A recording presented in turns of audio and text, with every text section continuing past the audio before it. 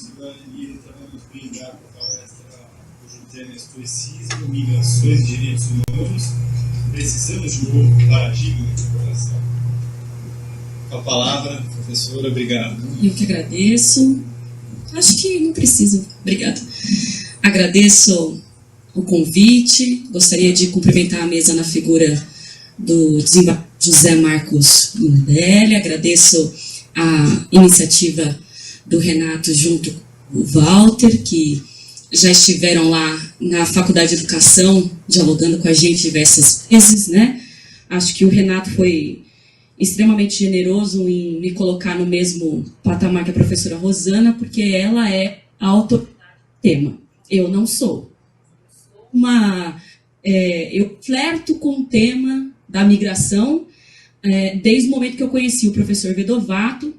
Ele foi meu professor na faculdade e agora a gente trabalha juntos na Unicamp.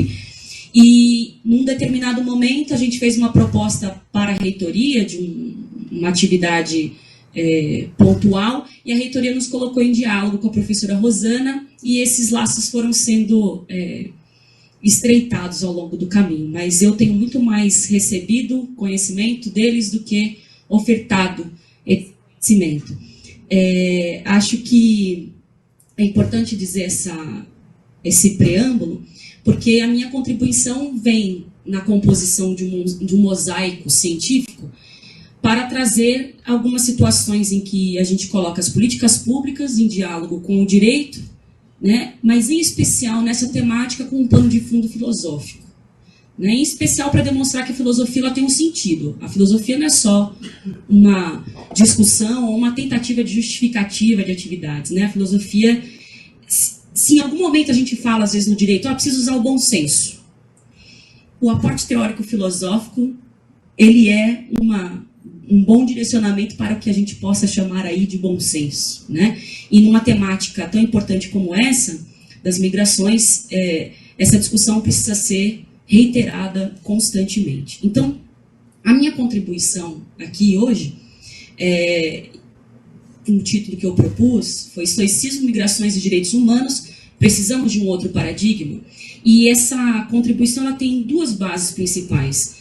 Uma é um capítulo no livro de migrações, que a professora Rosana demonstrou, Migrações Fronteiriças, que tem o título Estoicismo, Migrações e Direitos Humanos, Considerações Teórico-Filosóficas, em que eu escrevo o artigo junto com o professor Vedovato e com o professor Mauro Cardoso Simões, eles são da Faculdade de Ciências Aplicadas da Unicamp, e com o oferecimento de uma disciplina chamada Políticas Públicas e Interpretação Jurídica, lá na Faculdade de Educação. Já tem 5 anos que a gente oferece essa disciplina. Ela ocorre todo o primeiro semestre do ano, e eu deixo aqui o convite para vocês, qualquer pessoa, não só nessa... Alô? Não só nessa... Alô? Não só nessa... Como em outras tantas disciplinas, vocês podem se inscrever como alunos especiais, né? E o mais interessante de ser aluno especial, para mim, né, na expectativa, é que a gente tem uma troca super rica de pessoas. Eu estou vendo aqui os ex-alunos, tu tá balançando a cabeça. A gente coloca pessoas bastante distintas para conversar, e aí, na verdade, o professor Vedovato e eu que acabamos ganhando mais. Porque como a gente acompanha todos os grupos, a gente dialoga com muita gente, né? Então, são esses 2 pontos que vão me ajudar aqui nessa conversa com vocês hoje. O objetivo, então... olha, eu sou uma pessoa muito prolixa, viu, gente? Por isso que eu tenho cola, eu não consigo fazer que nem a professora Rosana, senão nós vamos ficar aqui até amanhã. Pode? Pronto. A ideia, então, hoje, nessa conversa, e foi bom a partir dos dados que a professora Rosana traz, porque ela demonstra para a gente que são problemas reais, né? Já com uma estruturação de dados que podem nos ajudar a pensar as políticas públicas necessárias para transpor as dificuldades que esses dados estão demonstrando. Agora, qual é o posicionamento que nós vamos tomar ou devemos ter diante desses problemas? Então, a ideia aqui é problematizar a figura dos migrantes a partir da filosofia estoica, tá?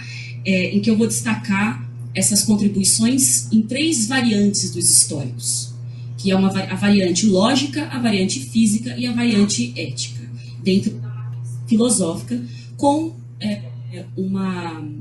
a base num autor chamado Oney Queiroz Assis, que discutiu em tese de doutorado a relação entre direito e o estoicismo. Em primeiro lugar, eu queria deixar estabelecido que a ideia não é criticar ou colocar em questionamento uma situação de soberania.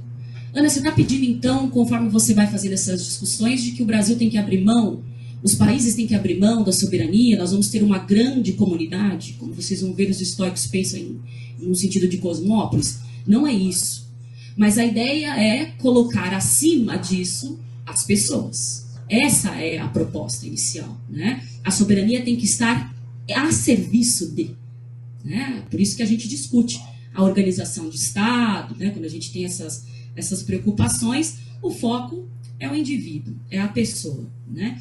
E da mesma forma como a professora Rosana colocou para nós, da questão do século XXI ser aí um divisor de águas, agora a gente fala de fluxos migratórios com base em populações vulneráveis, e também vinculada a problemas de xenofobia e preconceito bastante visíveis, há então a necessidade, vem a justificativa de fortalecer o vínculo dos migrantes com os direitos humanos, né? Que são imprescindíveis aí para o andamento canal do Estado, né? E da humanidade, para que a gente não caia em questões que, como por exemplo, Rosa Luxemburgo, Issy Domezaro, já falaram de barbárie, né?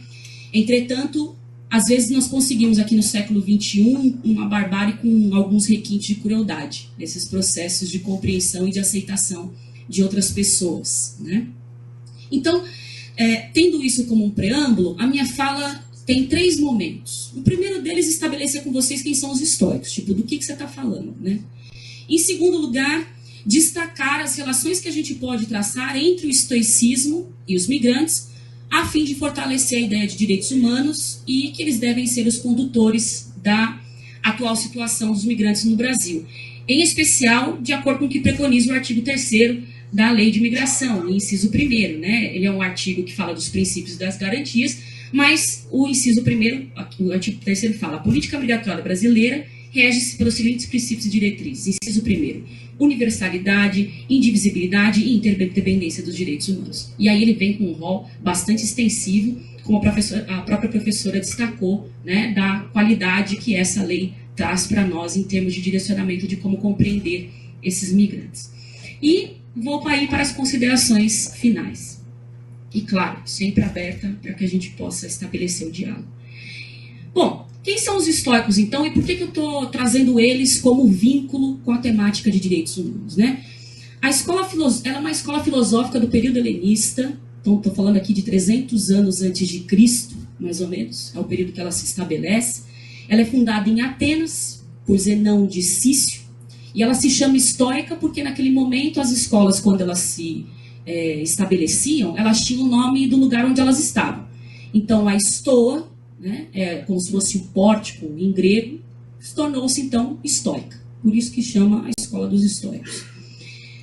Ela tem 3 grandes períodos importantes. O período antigo, que é representado por seus fundadores, Zenão de Cício, Cleanto e Crisipo. Às vezes a gente ouve um pouco do Crisipo em filosofia do direito, né? Um segundo momento, que é o período médio, caracterizado por uma consolidação em Roma, com destaque para Panécio, Posidônio. E aí o imperial, que é a parte onde eu vou focar mais a minha discussão, e onde a gente tem 3 expoentes, 2 deles também conhecidos, que é Marco Aurélio, e Sêneca e Epiteto. Eles acabam se distanciando um pouco da discussão originária, que é mais pautada numa discussão lógico-filosófica, e acabam pautando aí, trazendo também uma discussão física e ética, que é por isso que eu trago para vocês essas 3 variantes de diálogo na perspectiva estoica. A despeito da dificuldade de se reunir os textos dos estoicos na atualidade, encontrar afinidades nesses processos de reconstrução, a gente pode dizer que um dos pontos de convergência em torno do reconhecimento do estoicismo entre os filósofos é de que é um precursor do humanismo. Há uma escola precursora do humanismo. Então, os direitos humanos, a discussão de direitos humanos, né, essa compreensão que a gente tem hoje da dignidade humana, ainda que seja aí um significante vazio, uma perspectiva do Laclau, né, em que eu posso atribuir diversos sentidos no discurso, é um consenso de que eles são precursores desse humanismo. O Celso Laffer, inclusive, vai relacionar com o direito natural. Tem uma citação dele que vai dizer a relação é com a pessoa humana enquanto valor-fonte da ordem de vida em sociedade, né? E a filosofia estoica, então, parte da existência de uma comunidade do gênero humano, que reclama um direito universal. Então, a primeira coisa que os estoicos vão estabelecer é que nós temos um único gênero, os humanos, né? Entretanto, ocorre para os estoicos também que, se temos um único gênero, o mundo ele tem que ser entendido também como um único lugar. É uma cosmópolis. O mundo é a cosmópolis, é a grande cidade, né? Onde nós vamos participar como iguais e amigos. E essa igualdade não vai, em nenhum momento, anular as diferenças, muito pelo contrário. Porque eles vão reconhecer em cada indivíduo um universo em si mesmo, um mundo na sua inteireza. Então, eles estão dizendo que a cosmópolis é criada pelo gênero humano e cada um dos indivíduos é em si mesmo um universo particular, né? Parece uma discussão muito próxima do que a gente tem resgatado na atualidade, em especial com autores que acabam seguindo um pouco o Boaventura de Souza Santos, o Edgar Morin, né? Mas são, na verdade, os estoicos já tinham essa perspectiva de compreensão geral, né? E o cerne da filosofia vai ficar, então, na teoria do desenvolvimento, no desenvolvimento de uma teoria da humanidade, né? É um vínculo que vai dando força para desdobramento dos direitos humanos, baseados no princípio da dignidade da pessoa humana, que, acho que não preciso me estender muito, mas é a base do Estado Democrático de Direito. Então, uma vez que eu digo que dignidade humana é pressuposto de Estado Democrático de Direito, eu estou dizendo que eu preciso reconhecer diferenças, processos, pessoas para construir um Estado de direito dialógico, né? Porque a democracia, hoje eu vejo os meus alunos, você pergunta o que é democracia, eles falam, vão votar, né? Aí eu tenho vontade de ter um chilique, né? Porque a questão da democracia, ela exige muito mais o processo de diálogo do que especificamente a votação. A votação é porque a gente não conseguiu chegar num consenso. E consenso não é abrir mão das nossas compreensões. Consenso é um processo de orquestramento, de concertação de diferentes compreensões, né? E nós temos que alternar os nossos polos. Então, nesse processo a gente ganha mais, às vezes a gente não ganha nada, às vezes a gente ganha menos, né? Tem que ser uma coisa mais dinâmica. Então, considerando que a dignidade da pessoa humana é o princípio, que é pressuposto do Estado Democrático de Direito, como é que a gente trabalha com ela e reforçamos essa dignidade para compreensão dos migrantes, né? Talvez essa proposta que eu tenha trazido para vocês, uma discussão paradigmática, né? Ela vem no sentido de que no Brasil, e a professora Rosana tocou bastante nesse assunto, o tema sempre foi tratado na perspectiva normativa pelo processo de limitação, pela exclusão. Então, na primeira fase normativa do Estatuto do Estrangeiro e a Lei 818 de 49, o limite ficava materializado na identificação do sujeito, a pessoa que vem de fora. Ele não é daqui, né? Na fase atual da nova lei de imigração, a despeito dos princípios e garantias baseados numa discussão de direitos humanos, nós ainda também temos um processo de exclusão. É de onde vem a pessoa. E de onde vem a pessoa é aquilo que acaba determinando se ela é migrante, emigrante, residente fronteiriço, visitante, apátrida. Isso tudo lá no artigo, já é o artigo de entrada da nova lei de imigração, né? O artigo 1º. Em quaisquer dessas duas fases, então, que eu mencionei para vocês, a ideia de limite de exclusão, ou seja, de não pertencimento, ela existe. O que vai absolutamente contra a proposta da filosofia estoica, ao considerar que somos todos moradores de uma mesma cosmópolis, né? Até tem uma frase muito interessante deles, chega a ser um pouco romantizada até. Ele diz, ó, somos fagulhas do mesmo logos. Né? Então, viemos do mesmo lugar. Temos essa característica em comum. Por outro lado, é importante deixar claro aqui também, no que vem a definir a questão dos estoicos, da filosofia estoica, que as características globais dessa filosofia ela podem acabar encorajando uma ideia equivocada sobre a ausência de compromisso lógico e teórico, como ocorre atualmente com algumas correntes pós-modernas, que às vezes as pessoas entendem a pós-modernidade ou autores pós-modernos como se pudesse tudo, pode fazer qualquer coisa. Não é bem por aí, né?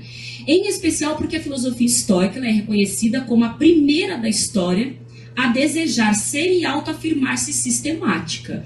Então ela já trazia uma ideia de organismo, de sistema, né, com partes solidárias entre si. Então ela é a primeira que vai tentar uma organização, ela vai a primeira que vai tentar, vamos fazer uma aberração teórica aqui, um processo cartesiano, né?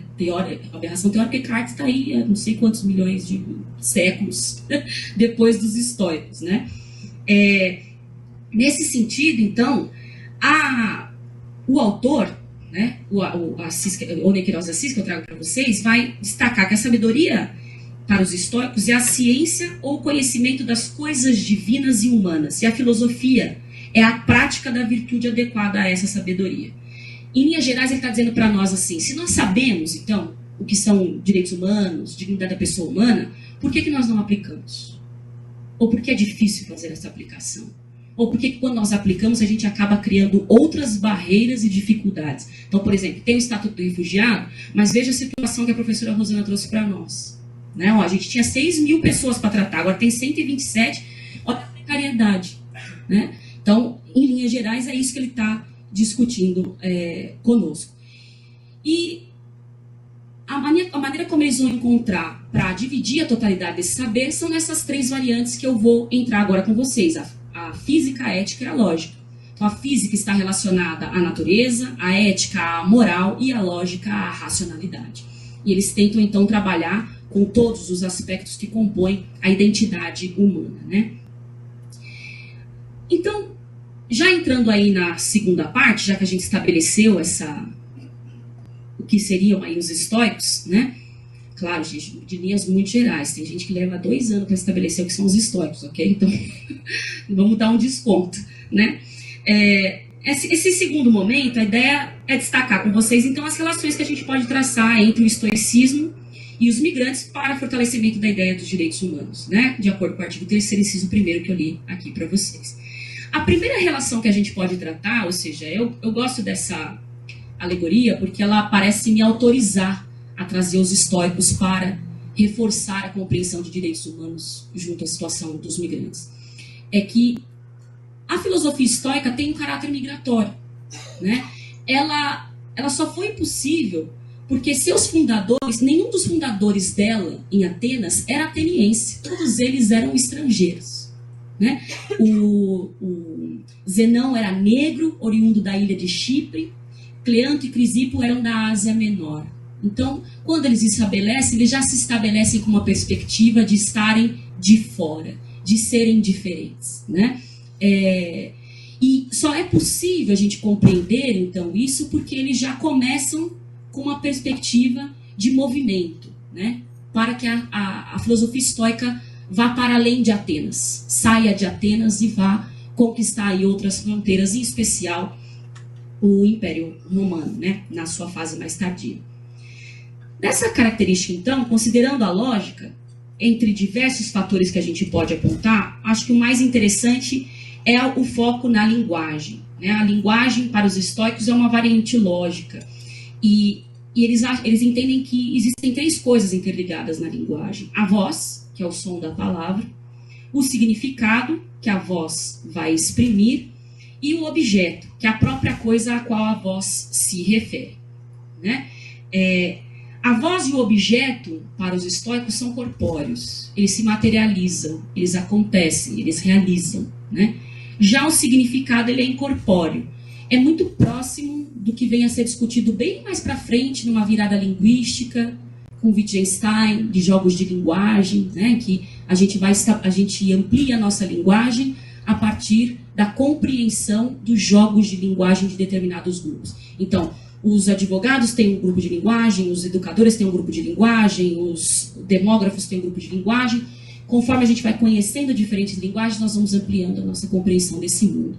Os históricos estavam dizendo aqui, então, que o significado sendo incorpóreo, é claro, na limitação deles, tem uma conotação de verdadeiro ou falso, mas é um significado a ser atribuído a depender daquele que compreende a situação presente ali, né? E ele vai se vincular à voz verbal ou escrita, apontando para um determinado objeto. Então, para eles, a voz é um corpo que vai produzir um efeito de quem fala para quem ouve, né?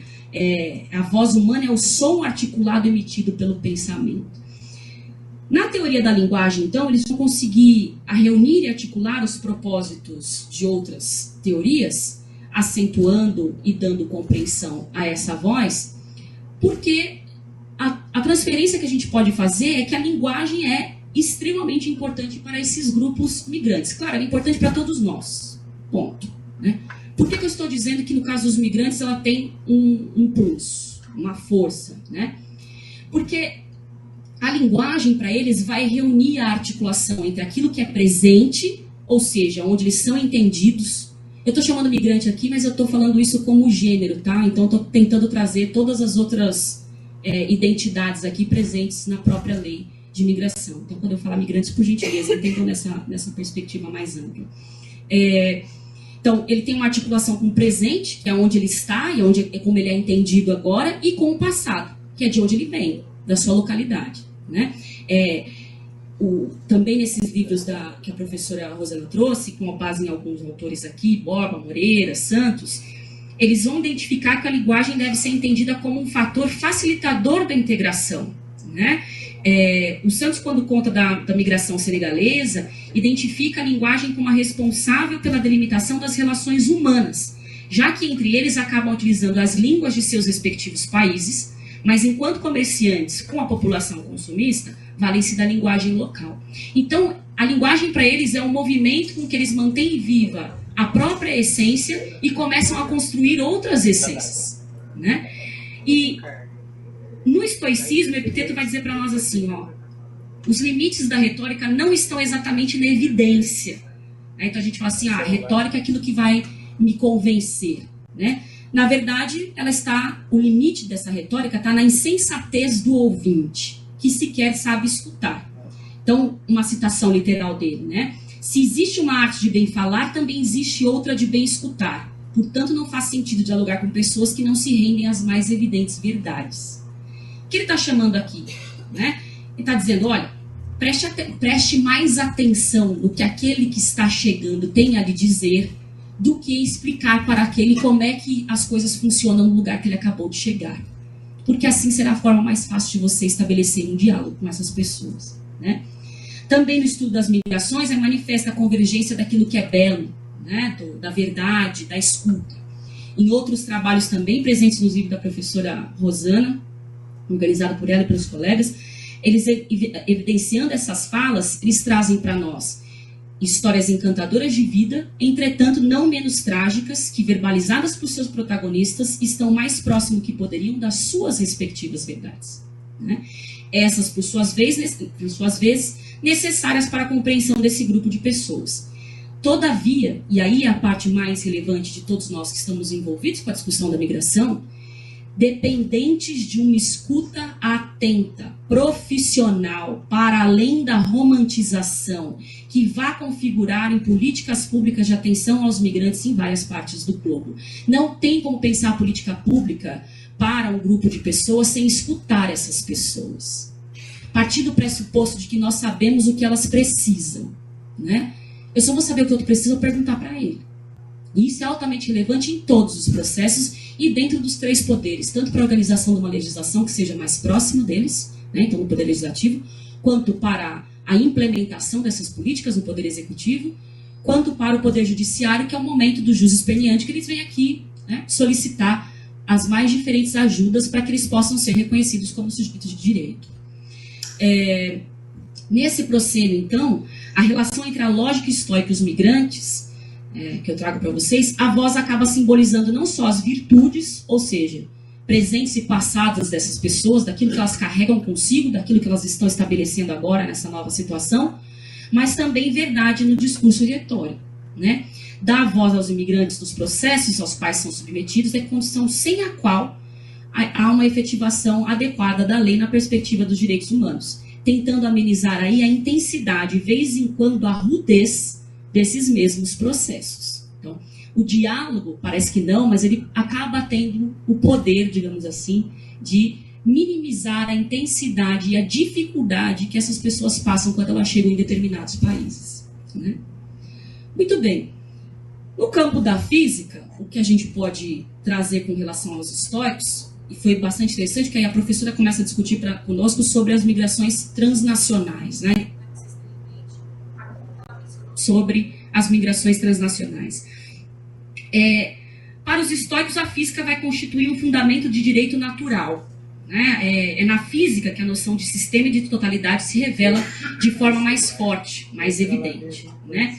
A base da física estoica é a afirmação da existência de uma razão universal que produz e governa o mundo. A ordem do universo é garantida por uma lei que implica a correlação de todas as coisas, formando uma cadeia de causalidade que não pode ser rompida, né? A razão universal garante essa ordem, por isso ela é tida como natureza intrínseca, presente e operante em todas as coisas. Dessa maneira, não há uma relação estanque ou incomunicável entre o sujeito e o objeto do conhecimento. As coisas e os seres não têm fronteiras definidas, eles se entrelaçam em relações complexas, formando uma totalidade que é o mundo. Essa passagem deles nos faz lembrar de pelo menos duas coisas, né? Mas mais forte é aquele filme Ponto de Mutação, quem não conhece, fica a dica do final de semana para ver, em que os três cientistas começam a discutir, olha, se a gente for minimizando até depois do átomo, o que nós vamos encontrar? Nada, nós vamos encontrar o mesmo fator para todos nós. Quer dizer, então, que numa situação super micro, nós não conseguimos mais ver a diferença entre a Annelise, a Zana, a cadeira. Os estoicos, nesse momento, já tinham essa compreensão de que, numa escala muito pequena de compreensão, nós somos tão iguais que é muito difícil estabelecer a nossa diferença. E que, justamente por isso, é que estamos envolvidos numa ordem universal de causalidade, tá? Os estoicos, nesse sentido, então, tendo essa compreensão de relações intrínsecas e processos de causalidade, eles vão considerar o vazio, o espaço e o tempo como incorpóreos. Para eles, o mundo é pleno, ele é contínuo, não tem vazio. Não tem vazio porque o espaço é um intervalo preenchido pelos corpos que se sucedem ou se interpenetram. E o tempo é o hiato, é o momento que acompanha esse movimento. São os acontecimentos que fazem ter tempo. Então, eu só identifico o momento eu só identifico o tempo porque eu identifico um momento. É o contrário do que a gente tem feito hoje, né? A gente estabelece no tempo qual o momento vai acontecer. Para eles, o momento vai estabelecer o tempo, né? E o espaço é preenchido por essas relações que as pessoas constroem entre si e consigo mesmas. Não vai se tratar, então, de uma sucessão de antes e depois, né? E sim um momento presente ou um ato de um acontecimento. Nessa estrutura, não há uma separação entre ser humano e natureza. As coisas também estão interligadas. O ser humano vai interagir com a natureza e essa interação significa compreender a natureza, consequentemente aceitar as suas leis, tá? Para o Hadot, que é um outro filósofo, a física estoica ela é indispensável porque ela vai ensinar o ser humano a reconhecer que existem coisas que não estão em seu poder. E aqui eu já vou entrando na relação direta com a questão dos migrantes. Existem coisas que dependem de causas exteriores a cada um de nós e se encadeiam de maneira necessária e racional. Além da provocação, então, que eu fiz no início da minha fala com relação a essa mudança paradigmática, né, da compreensão do que vem a ser o migrante, né, eu preciso pensar as políticas de migração numa perspectiva de pertencimento e não de exclusão, como tem sido feito nos processos normativos. Eu também posso repensar e relativizar o tempo na perspectiva estoica para os migrantes. Então, por exemplo, assim como nas áreas sociais que acontecem as mais diversas solicitações, como saúde e educação, eu vou para a educação, que é a parte que eu me sinto mais confortável, em especial uma discussão que é comum de creche, solicitação de vaga em creche, né? O tempo das pessoas nesse processo é muito diferente do tempo do Estado. O tempo da vaga da creche é diferente do tempo da planificação ou da própria vontade política. A gente pode discutir diversas coisas de impedimento ou não da efetivação da vaga na creche. Fato é que o tempo da pessoa que espera a vaga é totalmente distinto do tempo daquele que vai tomar a decisão da abertura ou não, da consideração ou não da vaga. E isso, na vida dos migrantes, é extremamente relevante. Porque o tempo daqueles que chegam em um determinado país sob as mais diversas condições é diferente dos que estão imbricados num rotineiro cotidiano, onde as justificativas burocráticas soam perfeitamente encadeadas para esses, mas absolutamente desconectas para aqueles. Né? Em outras palavras, o tempo de efetivação de um direito do migrante pode ser também uma afronta aos direitos humanos, que se materializa justamente no que a professora Rosana trouxe aqui para nós, né? Ainda com relação a esse tema do tempo, a palavra prazo na nova lei de imigração aparece 47 vezes, de diferentes formas. Visto, procedimento, taxa, emolumento, sempre tendo como sujeito principal o Estado, o seu tempo, já que no que tange a liberdade, ele soa como um desempenho frente ao tempo, né? Então, se o Estado ele é o protagonista e parâmetro dos prazos, e vão ocupar aí o lugar da natureza na filosofia estoica, porque se para os estoicos é a natureza que vai fazer a condução do que é tempo, né, do espaço, não tendo vazio, a gente substitui aqui na nossa situação pelo Estado, e nessa situação ao migrante só resta se resignar por algumas coisas que não dependem dele, correndo o risco de complicar sua situação acaso haja a partir de si mesmo, tome suas próprias decisões, vá para a autotutela, né, que nós sabemos também não é algo incentivado. Nesse sentido, a pergunta que fica e que nos ajuda a discutir a física estoica é: onde estaria o tempo do migrante? Há espaço para consideração desse tempo? Se não há espaço, deveria haver. Como é que eu vou trabalhar essas solicitações, essas compreensões, essas aceitações dentro do tempo do Estado? Né? Até aqui chama a atenção a hora que a professora mencionou das 6 mil famílias que ainda estão nas ruas, das 700 crianças nas ruas. Onde está o tempo delas? É o mesmo tempo da solicitação? Não é. Né? Então, nós temos que pensar formas de justificar ou a aceleração ou a modificação desse tempo em favor dos imigrantes. E, por fim, a questão da ética. E aqui a ética ela é menos para os migrantes, mais para nós que trabalhamos com políticas públicas sociais, né? A ética estoica ela trata da moral partindo de 2 esferas: a moral do dever reto e a moral dos deveres médios. A moral do dever reto se identifica com aquilo que é honesto, com a harmonia com a natureza, a retidão da vontade, firmeza moral, convicção inabalável, caráter incorruptível, né? É você atuar de acordo com uma compreensão visando um bem maior, não só o seu. E a moral dos deveres médios é baseada no cumprimento das ações conforme as tendências naturais, que todos nós possuímos. Conservação da vida, escolha de algumas condutas tidas como úteis, convenientes, preferíveis. Então é aquilo que eu vou fazendo de forma mecânica ao longo do dia, porque já se tornou parte do meu cotidiano. Ele vai dizer então que mesmo essas ações com um pensamento mais profundo, até as ações que são banais, cotidianas, ambas estão diretamente relacionadas a uma perspectiva ética. Ambas estão relacionadas a uma perspectiva de moral. Aquela mais aprofundada na moral do dever reto, e essa mais constante na moral do dever médio. Uma vez, então, estabelecido nessa física estoica que algumas coisas dependem de nós e outras não, como eu mencionei no caso da física, no domínio da moral do dever reto, o que depende essencialmente de cada pessoa é a vontade firme e inabalável de fazer o bem. Claro, vejam, não vamos pensar aqui em Hobbes, porque isso está há outros tantos séculos muito mais para frente. Então, eles estão falando aqui uma perspectiva que vai ao encontro dos três grandes filósofos, né? Aristóteles, Sócrates e Platão, que vão falar de virtudes. Os estoicos também estão discutindo virtude. E virtude, para eles, é pensar em fazer o bem de forma firme e inabalável. Esse é o seu objetivo principal. Nesse sentido, a ampliação das tendências naturais transforma o bem individual ou pessoal em bem comum, coletivo, da humanidade. Aquilo que é bom para você será bom para os outros também. Por quê? Porque você não pode dissociar essa relação das cosmópolis, de que somos fagulhas do mesmo logos, né? Temos aí, então, uma distinção entre o domínio da moral do dever reto, que consiste em agir de acordo com a razão, em conformidade com a natureza, e o domínio da moral dos deveres médios, que consiste na escolha de coisas úteis e do alcance do sujeito que pode contribuir para uma vida melhor. A ética dos deveres, então, vai permitir o homem se orientar na incerteza da vida cotidiana, ao propor escolhas razoáveis, tendo em vista o bem da comunidade. Nós podemos dizer, então, que os deveres médios se encontram na esfera da utilidade, para evitar o supérfluo. Mas, se é da utilidade, como é que eu evito o supérfluo? Como é que eu evito o egoísmo? Eu evito essas coisas porque eu submeto à moral do dever reto.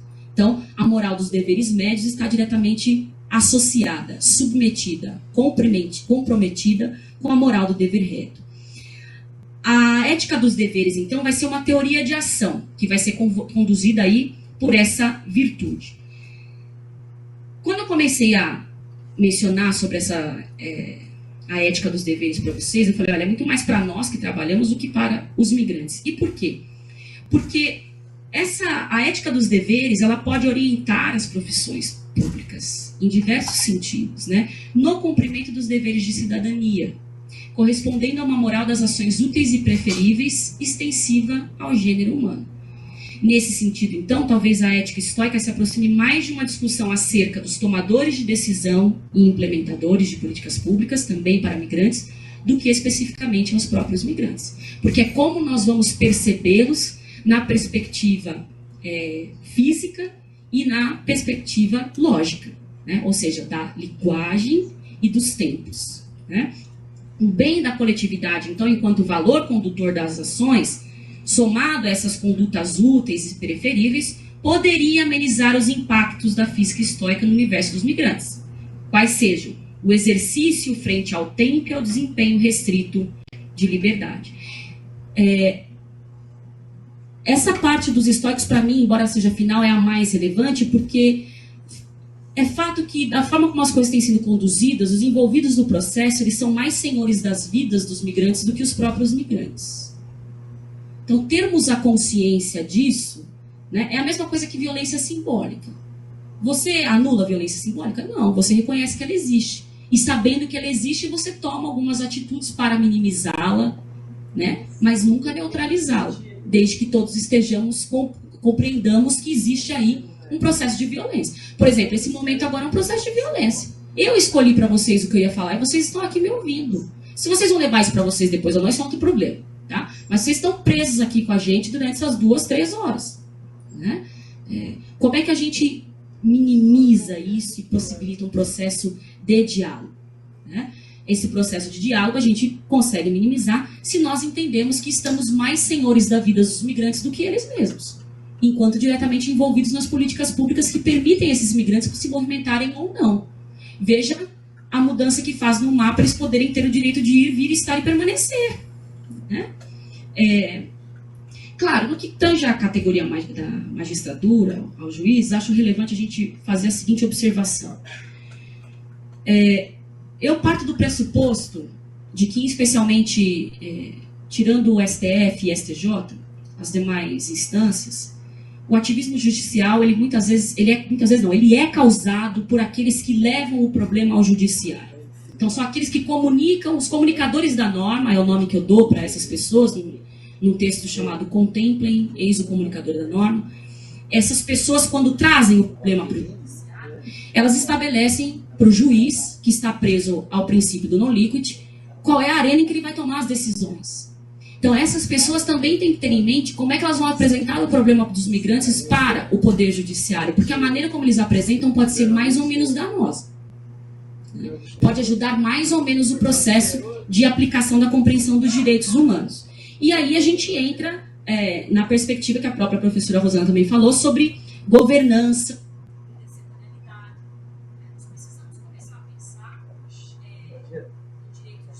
No caso dos migrantes, nós temos aí direitos difusos e coletivos, individuais, mas nós vemos na sociedade brasileira, ao longo do tempo, tratando alguns direitos coletivos e individuais como coletivos e difusos como individuais homogêneos.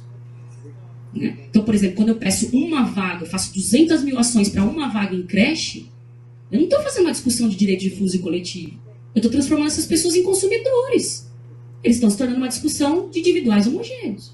É claro que no caso dos migrantes existe uma característica que é individual, né, da situação de cada um deles, mas existe uma característica coletiva também.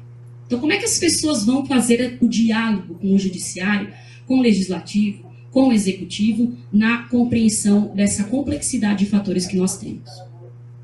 E aí, encaminhando então para as minhas considerações finais, né, o que eu tenho para finalizar com vocês, na minha perspectiva, é aprender sobre o cosmo, ou seja, a física, a estoica, sobre a técnica de expressar bem a lógica, sobre o fundamento das ações morais, ou seja, da ética, pode ser entendido como uma finalidade de educação para os estoicos. Né? É uma formação ética do cidadão como ponto nuclear no estoicismo. Né? Quando a professora Rosana fala assim, como é que nós vamos nos relacionar com essas pessoas? Talvez a filosofia estoica nos ajude a discutir processos de educação. Nós temos alguns planos nacionais de educação e direitos humanos que podem trabalhar nessa perspectiva, né? Não só na educação básica, mas no cotidiano forense, inclusive, nos cotidianos das secretarias, das prefeituras, né, e tudo mais. E também no fechamento, além de deixar essa ideia para que a gente pense como nos comportarmos com a nova situação que se apresenta, a filosofia estoica também acaba nos ensinando, porque embora a gente relacione os seus pontos principais com o tema da migração, fortalecendo aí a aproximação com os direitos humanos, conforme eu propus, em verdade trata de uma proposta de revisão de cada um de nós, de cada indivíduo, pois uma vez internalizada vai superar a ideia de outro sem qualquer relação consigo mesmo. Eu gostaria de deixar claro também aqui que às vezes quando a gente fala que é pedagogo, o pessoal acha que a gente vai trabalhar com purpurina, falar que nós amamos todos os nossos alunos. Eu não sou da corrente da pedagogia do amor, tá? Aliás, eu acho que o amor é uma coisa que você põe e dispõe de forma subjetiva. Agora, respeito é obrigatório. Respeito não tem opção, não é opcional, é obrigatório, né? E essa internalização de que o outro tem a ver comigo na perspectiva do respeito me obriga a compreendê-lo assim, me obriga a tomar partido da relação ou da situação em que ele se encontra, né? Então, nesse sentido, não seria a visão sobre os migrantes a ser modificada, mas a visão sobre nós mesmos, a fim de resgatar a moral de um dever reto para guiar a moral dos nossos deveres médios, há muito desgovernados dos nossos territórios imaginários, criadores de guerras e sofrimentos reais. É isso. Muito obrigada.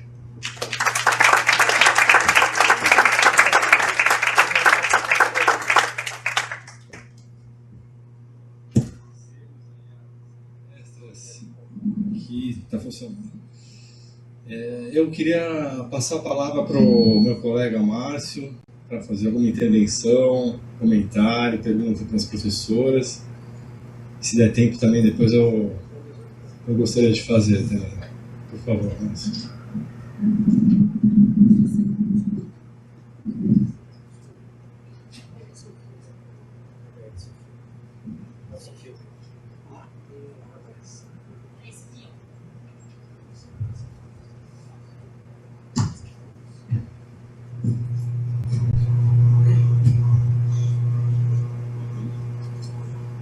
Muito obrigado.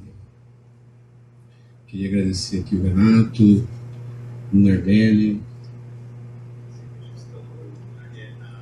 A escola tem sido marcada principalmente pelas exposições de áreas não pertencentes ao direito. Acho que se eu pudesse contar uma referência da gestão do Nardelli na escola, eu acho isso muito bom, particularmente para mim. Eu já completei meu tempo de aposentador de direito, mas outras questões que não são. A professora Elisa falou que eu vou passar uma violência de 3 horas, então eu já aprendi, eu sou um pouco masoquista porque eu estou gostando dessa violência, né? Então, parabenizo o Lunardelli por essa iniciativa. Particularmente eu tenho graduação em exatas, tenho mestrado em educação, então essa diversidade de temas me agrada. E também me agrada estar aqui. Fui juiz aqui em 1998, depois 2012 a 2014. Tenho grandes amigos aqui, Macarone, Raul, outros que não estão aqui. É uma cidade que eu gosto muito, então, para mim, esse curso, essa oportunidade de vir aqui a Campinas, para mim era imperdível. Eu também queria dizer aqui que me honra muito estar aqui assim, na palestra da doutora Rosana. Conheço a doutora Rosana desde que ela era adolescente, eu sou, evidentemente, muito mais velho que ela. E tenho uma admiração muito grande pelo trabalho dela e ela teve até a oportunidade recentemente de colaborar no mestrado do meu filho, em relações internacionais, então eu tenho uma dívida de gratidão aí com a doutora Rosana e gostei muito de poder estar aqui e expressar esse agradecimento aqui a ela. Então, eu gostei muito das duas palestras, evidentemente, vou fazer... outra coisa que eu aprendi aqui, por exemplo, né? Eu já conheci os históricos, mas para mim Cosmópolis era uma cidade que ficava aqui perto de Artur Nogueira, entre Artur Nogueira e Paulínia, né? Eu já não lembrava que Cosmópolis veio dos históricos. Então a gente aprende aqui, não é que não aprende, aprende. A primeira provocação aqui, eu acho que essa vai mais para a doutora Rosana, mas é o seguinte, me pareceu aqui a lei de imigração nova, né, o tempo da justiça realmente é diferente, quase não chegou a gente, pouca coisa ainda dessa lei, né, já é de 2017, mas as coisas demoram aqui para chegar. Ela, evidentemente, tem muito mais qualidades do que o antigo Estatuto do Estrangeiro, e o que mais me toca é a despenalização, né? Então, havia muitos julgamentos de crimes relativos ao ingresso, permanência, reingresso, falsificação de vistos. Isso deve diminuir muito. Eu também acho que, nessa situação, os instrumentos administrativos da deportação, expulsão, etc., que continuam aqui, são muito mais eficientes, então não havia necessidade mesmo dessa criminalização. Também foi revogada essa questão relativa às atividades políticas do estrangeiro. Uma pergunta que eu faço, eu até imagino, porque me parece que a lei nova, ela intencionalmente evita usar a palavra estrangeiro. Eu não sei se isso é algo bom, eu tenho minhas dúvidas, né? Em primeiro lugar, porque eu não sei se a gente pode atribuir objetivamente um significado ruim a uma determinada palavra, independentemente da intenção daquele que a emprega. E quando eu li essa lei nova para vir aqui, eu fui ver a Constituição usa o termo estrangeiro, e por diversas vezes se refere àquele de fora como o estrangeiro. Não sei se isso foi intencional, será que isso é realmente bom? Será que isso é realmente relevante ficarmos nos atendo, e no caso da lei de imigração, com uma questão, né? Ela não usa a palavra que a Constituição usa para se designar aquele que pretende entrar ao não nacional. A Constituição usa os termos brasileiro e estrangeiro. A Lei 6.815 pode ser taxada de ser uma lei fruto da ditadura militar e com preocupações de segurança nacional. A Constituição de 88 não. E também usou o termo estrangeiro. Esse é o primeiro ponto. O segundo ponto é sobre as diferenças migratórias entre as migrações do final do século XIX e do século XX. Eu vi que ambas tocaram na questão da vulnerabilidade da migração atual. Aí, eu não tenho conhecimento disso, mas eu me pergunto, essas migrações dos fins do século XIX e XX também não eram de pessoas vulneráveis? Eu sei que os estados estavam aceitando a imigração, os estados europeus estavam promovendo a migração, alguns estados asiáticos, como o Japão, inclusive, compravam terras, davam maiores condições, mas me parece que, na maior parte das vezes, também havia muita vulnerabilidade. E o último ponto é, se a finalidade é provocar uma ideia de não discriminação no imigrante, se o fato de nós sermos um país, uma nação formada não por grupos étnicos, não por grupos religiosos, ou seja, o nosso conceito de nação é muito mais próximo de uma comunidade presencial do que qualquer outro tipo de nação europeia, por exemplo. Se essa nossa histórica formação de imigração não é algo que deva ser acentuado do ponto de vista educacional, né? Ou para falar diretamente, você também é filho de imigrantes, você também é neto de imigrantes, por que você vai ter uma atitude preconceituosa com o imigrante? E o último ponto, eu já me estendi demais, me parece também a legislação tem uma preocupação muito grande em positivar políticas públicas, né? Isso tem sido feito nos últimos 20 anos por quase todas as áreas, e eu acho que o resultado, não quero decepcionar os senhores com o Poder Judiciário, fiquei contente de ver que outros órgãos do governo agora são taxados de morosos. Normalmente a gente vai nas palestras e é só o Judiciário que é colocado como algo que demora, mas também eu vi agora que né, o órgão que tem que examinar os pedidos de refugiado também demora. Então, assim, fiquei até contente, porque não é só o Judiciário que demora. Se essa inscrição das políticas públicas na legislação tem um resultado positivo ou não, eu vou dar minha opinião. Me parece que não. O problema que aconteceu na saúde, e a saúde viveu essa situação, e o Judiciário não tem dado uma boa resposta, né? Não me parece ser o órgão adequado para soluções de problemas orçamentários não resolvidos nos fóruns democráticos normais. Então, não tenho muita esperança no Judiciário na solução para a implementação de políticas públicas para os quais falta dinheiro ou falta capacidade de planejamento. Me parece que essa lei está incorrendo no mesmo erro que incorreu nas demais políticas públicas. Eu agradeço a atenção.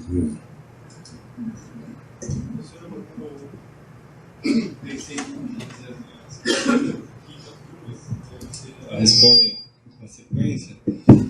Essa questão da governança que a professora Rosana comentou, como aspecto prático, eu achei bastante importante. A Elisa tocou nesse assunto também quando falou da questão da relativização do tempo, o nosso tempo, de quem analisa a questão dos imigrantes e refugiados. É um tempo demorado, a professora Rosana comentou, no caso, de uma análise de um processo protocolario de 8 anos ou mais, né? Muito tempo, tem gente que vai embora realmente, né? Enfim, então como resolver essa questão do tempo e da conexão com as entidades que cuidam disso, né? Então, essa conexão entre as instâncias para melhorar, se vocês têm ideias e algumas questões propositivas que vocês já teriam pensado. É isso aí, obrigado. Opa, por favor. Deixa eu aproveitar aqui o próximo microfone para fazer uma pergunta também. Não, vou fazer a pergunta daqui a pouquinho, mas antes deixa eu só fazer um registro aqui. Nós tivemos em junho o primeiro Fórum de Direitos Humanos da JUF, realizado em São Paulo, e um dos temas que debateu muito foi o tema da migração e refúgio. Nós tivemos um conjunto de enunciados, né? Entre eles, eu vou rapidamente passar um aqui. Primeiro enunciado: salvo naquelas hipóteses em que a distinção é explícita, migrantes indocumentados possuem acesso aos mesmos direitos que os migrantes documentados. Não se admite a prisão para fins de deportação ou expulsão, uma vez que não há previsão legal na Lei 13.445, Lei de Imigração, não será o decreto via adequada para o enunciado. Depois há uma recomendação para a situação dos presos estrangeiros, que eu vou pular aqui. Além das hipóteses da Lei 13.474/97, o princípio do non-refoulement também pode ser aplicado para migrantes que não sejam refugiados ou solicitantes de refúgio, com base no artigo 62 da Lei 3.444/17. A hipótese de não devolução prevista no artigo 3º da Convenção contra a Tortura e outros tratamentos ou penas cruéis, desumanas ou degradantes é absoluta, não comportando qualquer exceção, devendo ser aplicada para refugiados, imigrantes e brasileiros naturalizados indistintamente. O sétimo seria: a exigência documental de imigrantes em situação de vulnerabilidade deve ser relativizada diante das circunstâncias do caso concreto e da dificuldade de obtenção de documentos no país de origem. além das causas de inexpulsabilidade previstas no artigo 55 da Lei de Imigração, é possível anular a expulsão com base na previsão de não devolução na legislação interna ou em tratados internacionais de direitos humanos. É possível o reconhecimento judicial da condição de refugiado, desde que haja decisão prévia em deferimento pelo CONARE. Para a regularização migratória de crianças e adolescentes, é suficiente a representação por apenas um genitor, sem a necessidade de autorização expressa do ausente, ante o reconhecimento da regularização documental como elemento de proteção integral. Cita aqui o artigo, então, é desvinculação e desvinculação entre a concessão de autorização de residência e eventual devolução futura por reconhecimento de subtração internacional. A regulamentação administrativa da acolhida humanitária poderá ser estendida judicialmente, por analogia, a apátridas e nacionais de países em situação de grave ou iminente instabilidade institucional, de conflito armado, de calamidade de grande proporção ou de desastre ambiental, ou de grave violação de direitos humanos ou de direito internacional humanitário ou em outras hipóteses. Aí vai a inclusão de nome social no RI, no Registro Nacional do Migratório, dispensa alteração no Registro Civil do país de origem, nos termos do artigo 69, parágrafo 4º e 5º do Decreto-Lei 9.699/2017, devendo o nome civil constar apenas dos bancos de dados internos e não do CRNM, da Carteira de Registro Nacional Migratório e do Migrante. São algumas das reflexões que foram fruto desse fórum que nós tivemos há algum tempo atrás, em que se debateu muito a situação do migrante e do refugiado. Mas isso aqui é só para um registro dessa discussão que tem ocorrido em alguns fóruns nossos. E a pergunta que eu coloco é a seguinte: nós vimos um dado ali apresentado de que o Brasil é mais um país de passagem do que um país de permanência. Então, é um mito aquela ideia de que nós somos um país hospitaleiro, aberto, disponível a receber os migrantes, ou nós temos uma característica social da miscigenação, da abertura, que torna o país atraente à migração. Porque pode ser que a questão da passagem seja um problema mais das condições econômicas e sociais. Né?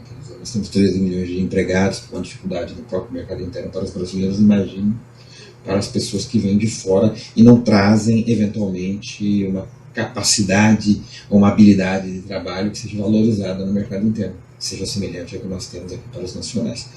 Acho que não sei se tem que abrir mais para outras perguntas ou o tempo hoje. Então, obrigado. Muito obrigada, doutor Márcio, doutor Nardelli, doutor Nigro. É uma honra poder ter esses comentários e a oportunidade de dialogarmos, né? Com relação à nova lei de imigração, dessa questão do estrangeiro, é que eu analiso como o primeiro momento político em que ela foi montada, né? É uma lei que eu diria suprapartidária.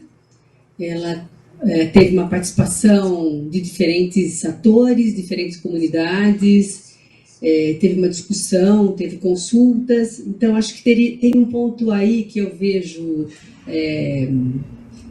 até como conceitual, que o estrangeiro sempre é o outro, nas ciências humanas, na filosofia, né? Então, distanciar de uma lei do estrangeiro para uma lei de imigração passaria a ter essa conotação dos direitos humanos, embora na Constituição ainda se fale do estrangeiro. Mas eu acho que hoje eu analisaria que, para a gente pensar um pouco a importância de se chamar lei de imigração, é que se nós formos pensar na Declaração Universal dos Direitos Humanos, ela só fala e ela só se pronuncia que todo mundo tem o direito de sair do seu país. Você tem direito de ser imigrante. Mas a Declaração dos Direitos Humanos não te garante que você possa ser imigrante em qualquer outro território. Então, hoje, até pela sua provocação, eu pensaria que ganha força a lei de imigração se nós formos juntar com a Declaração Universal dos Direitos Humanos, que prevê que você pode sair de todo lugar, mas nenhum outro lugar, né, pode te acolher. Né? Então, a declaração silencia nessa possibilidade de permanência em outro país. Né? Agora, o senhor tem razão nessa questão da disparidade com a Constituição, porque lá ainda continuamos sendo tratados como estrangeiro, né, nessa questão da lei de imigração. Mas aí, acho que tratando como no conceito de imigração, um dos primeiros artigos ele vai elencar quais são os tipos migratórios, né? Que foi um dos pontos bastante discutido nessa lei de imigração, que em algum momento até o turista era migrante. Todo mundo que entrasse aqui, bom, aí né, todo mundo era migrante, até o turista ele tem um visto, né, carimbado de imigrante, numa das versões. Então, eu acho que o que ela anuncia, a lei de imigração, e eu espero que assim ela garanta, é que nós vamos passar do estrangeiro como ameaça para o migrante como cidadão. Né? Então, eu vejo que talvez tenha que se avançar em alguma dessas questões, particularmente nesses conceitos, mas o estrangeiro ainda, se tivesse mantido como estrangeiro na nova lei, ainda ele estaria muito preso a essa questão da ameaça do outro e do Estatuto do Estrangeiro. Né? Mas eu considero que é um debate ainda bastante produtivo, essa questão. Até porque outros países mantêm essa nomenclatura, né, de estrangeiro. A outra questão que é importante, da vulnerabilidade, sim, no século XIX para o XX, particularmente os italianos, eram os italianos com menor, né, eles vinham em terceira classe, tinha que ter família grande, era tudo que a Itália não queria, acabou vindo para cá, né? Mesmo Campinas, por exemplo, os migrantes mais pobres italianos foram para Sousas, sem nenhuma assistência de saúde, sem nenhuma assistência dos senhores do café. Então, tem uma questão da vulnerabilidade que vai carregar essa presença imigrante e que daí, no Estatuto do Estrangeiro, se a gente voltar nele, vai ser muito marcado como imigrante indesejado. Né? Porque o Estatuto ele só vai falar de quem é desejado. Fora daquilo, todo mundo é indesejado. Então, os vulneráveis seriam os primeiros a serem indesejados pelo Estatuto do Estrangeiro. Né? Então, sim, eu acho que nós temos esse paralelo do século XIX para o XX e para o XX para o XXI, bem resgatado essa questão de que são populações vulneráveis mesmo, nesse momento, mas a diferença fundamental do XIX para o XX é que mesmo pobres eles eram brancos e eles vieram para branquear a nossa raça. Era um projeto de nação brasileira. Entraram 5 milhões de escravos em 300 anos. Entraram 5 milhões de imigrantes brancos. De 1856 até o nosso conterrâneo senador Vergueiro. Exatamente. Então, de 1856 até depois da Segunda Guerra, foram 5 milhões de brancos. Né? Então, nós tivemos um Estado-nação que ele precisou da migração não só para o assalariamento da força de trabalho, mas para o branqueamento da raça. Né? E eu acho que essa é a questão fundamental. Mas que também eram vulneráveis, só que eram brancos, né? Europeus, e carregava a conotação de que eles eram civilizados e nós não éramos. Né? E agora a gente vai inverter, a gente se acha muito civilizado para os migrantes sul-sul. Esse é o ponto, é a questão do colonialismo. Né? Nós vamos nos achar muito civilizados, muito avançados diante do fluxo africano. Né? Então, acho que agradeço levantar essa questão, porque acho que merece mais reflexão sobre essas dúvidas. Para levantar só mais 2 pontos, um deles geracional, né? Eu sou filho de imigrante, como é que eu não vejo o outro como imigrante? Eu acho que está faltando a gente resgatar isso, né? Está faltando resgatar essa questão geracional para se colocar no lugar do outro. Né? Mas tem um ponto que talvez tenha sido falado aqui, que é a questão da língua. A língua, eu vou olhar do nosso lado, pela nossa ser portuguesa, a gente discrimina os outros que falam a língua de mais da metade do mundo e nós não falamos.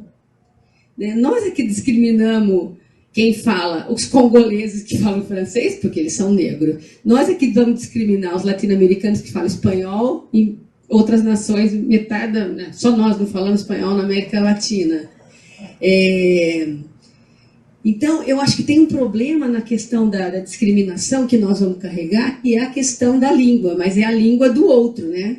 Porque nós aqui estamos achando que nós somos muito civilizados, né? Seria esse o fator de ter mais venezuelanos na Argentina do que no Brasil? Isso é um fator importante. Na Colômbia e no Peru também. Nós tivemos um depoimento de uma venezuelana, que ela é muito enfim, ela é muito ativa, e ela está aqui em Campinas agora, voltou para Roraima, mas que ela fala assim, olha, para eu não ser discriminada no Brasil, é o seguinte, a única coisa que eu pude trazer do meu país é a língua, mas se eu falo espanhol, vão me dizer, lá em Roraima, que eu valho 80, que é o valor das prostitutas lá. Então, a única coisa que eu consegui trazer foi a língua, e eu não posso usar a língua aqui, né? Então, eu acho que é uma questão que nós vamos ter que enfrentar, e no caso da nação, mesmo filho de bolivianos que nascem no Brasil continuam sendo discriminados nas escolas, né, pelo estereótipo, pelo físico, pela língua materna. E talvez, acho que para fechar, a questão das políticas públicas. Acho que nós estamos vivendo um momento que tudo se judicializa, e eu acho que é um caminho muito perigoso.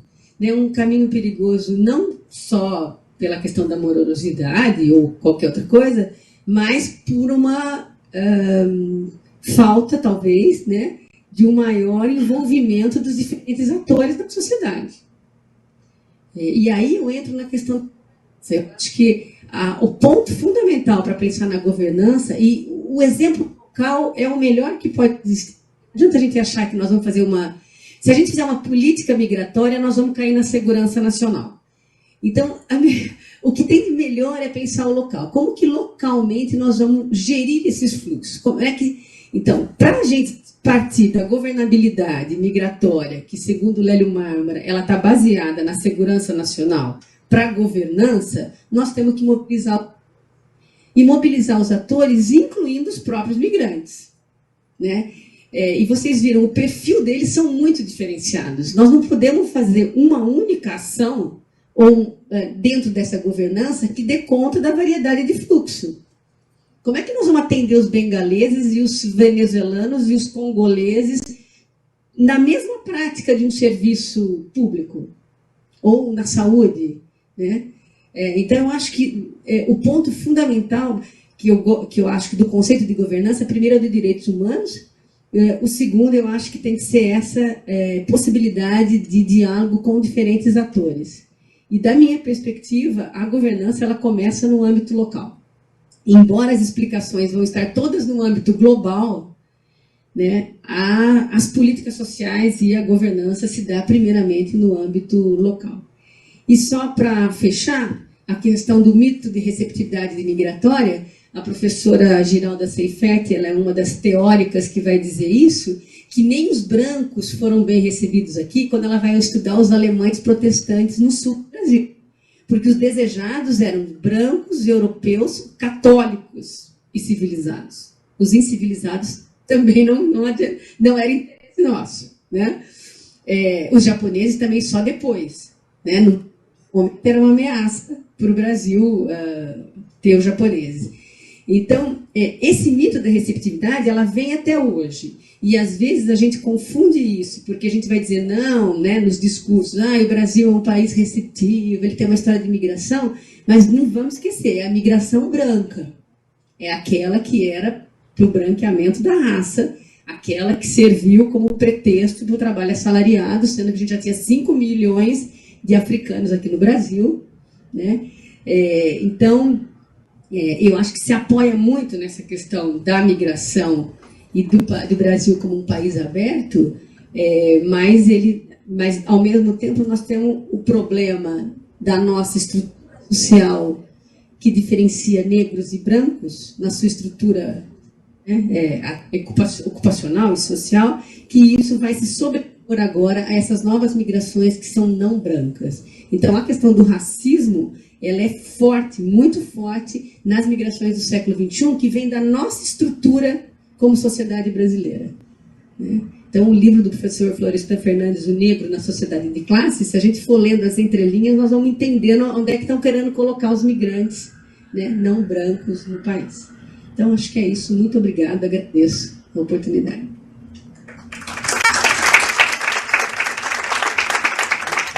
Vou fazer algumas considerações já partindo das falas da professora Rosana, e agradecendo já as provocações da mesa, né? Com relação ao estrangeiro, o professor Vedová tem uma frase que aí eu vou falar para você, provocar ele amanhã com essa mesma pergunta. Porque ele fala assim, estrangeiro aqui como em qualquer outro lugar do mundo. E acho que tem essa discussão de perspectiva entre os direitos humanos serem os direcionadores daquilo que vem a ser a diferença, né? E, por outro lado, nós temos um paradoxo aí, porque a possibilidade de você ser emigrante, né? Daí você vai ficar onde? Igual ao terminal, né? No limbo, ali? Vai para onde você vai, né? Entretanto, o que nos permite dizer que existe um contrato social, ou seja, voltar aos contratualistas, é justamente o momento que você deixa de querer contratar com o seu Estado, que é a hora que você sai dele. Então, veja, olha, eu não quero mais estar aqui, e não querer mais estar aqui, uma perspectiva sociológica filosófica, é deixar de contratar com o Estado em que você está. Porque esse Estado não está mais atendendo aquilo, ou não vai atender aquilo que você imagina que seria a obrigação dele em atender, né? Essa coisa da perspectiva também na educação, que a Rosana coloca para nós, né? Nós somos migrantes, nós temos uma história de migração e tal. Acho que a discussão do Raízes no Brasil, nós tivemos também um arcabouço teórico muito forte, inclusive envolvendo Gilberto Freire, dessa coisa do branqueamento da nossa raça. Nós tivemos um aporte teórico fortíssimo, né, justificando por que a gente tinha que se misturar. É muito difícil quando você tem essas discussões de todos os lados e tentar modificar o comportamento no cotidiano das pessoas, né? Então, na própria educação, a gente já tem dificuldade com processos de inclusão de pessoas com deficiência, das mais diversas possíveis. A pessoa fala a nossa língua, mora no mesmo lugar, conhece o mesmo país, mas é diferente, né? A dificuldade em incluí-lo no sistema educacional é violenta. Imagina falar de alguém que vem de uma linguagem, de uma compreensão diferente da nossa, né? Nós temos muito aí a perseguir e a insistir nos processos educacionais. Concordo totalmente com a provocação do professor Márcio, Dr. Márcio, com relação à inscrição das políticas públicas, né? No caso da educação, eu sou uma voz pregando no deserto, tá? E quem já trabalha comigo, viu minhas aulas, sabe que eu tomo pedrada de todo lado. Na educação, quando veio a Constituição Federal, eles entenderam que os remédios constitucionais seriam a salvação da efetivação do direito à educação. Então, existe uma influência na própria área educativa de pedir os processos de judicialização. E aí, quando você fala que esse não é o caminho, parece que você está contra a educação. Quando, na verdade, olha, nós temos que discutir a coisa de uma outra perspectiva, né?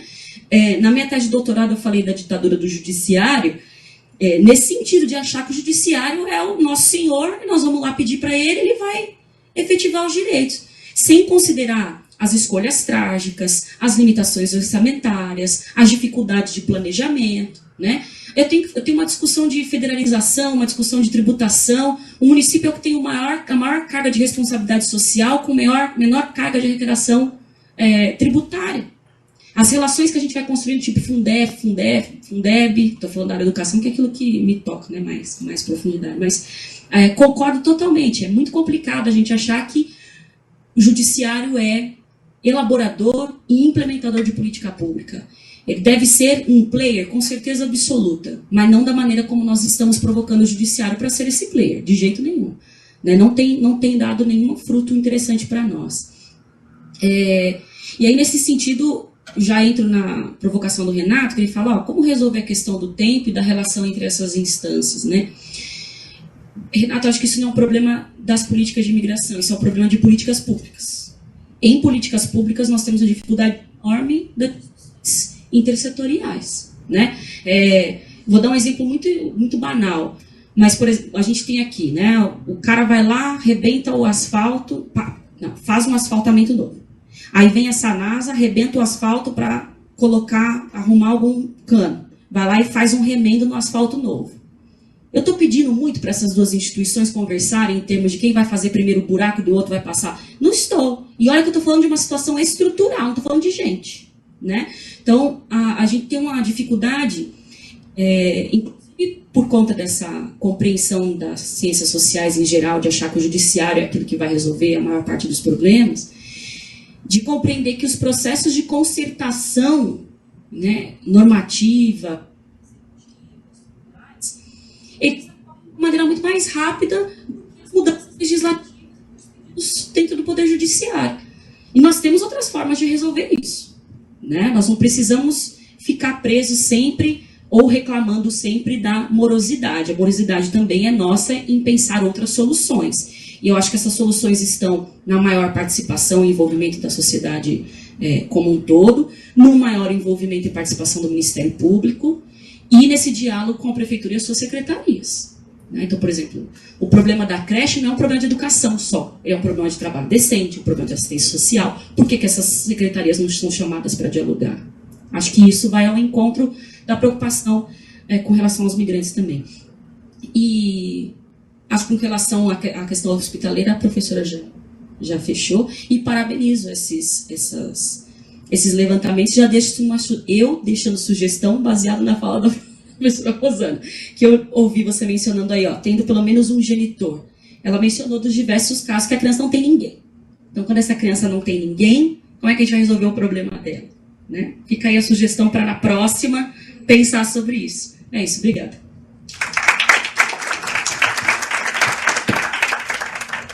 Bom, se os membros da mesa não tiverem uma colocação, alguma questão, doutor Marcos, doutor Márcio, podemos encerrar então, agradecendo novamente as expositoras. Acrescentou muito, foi um deleite para mim. Amanhã a gente continua, quem puder estar aqui. Temos novamente 2 palestras. Tá bom? Então é isso, uma boa noite a todos, obrigado.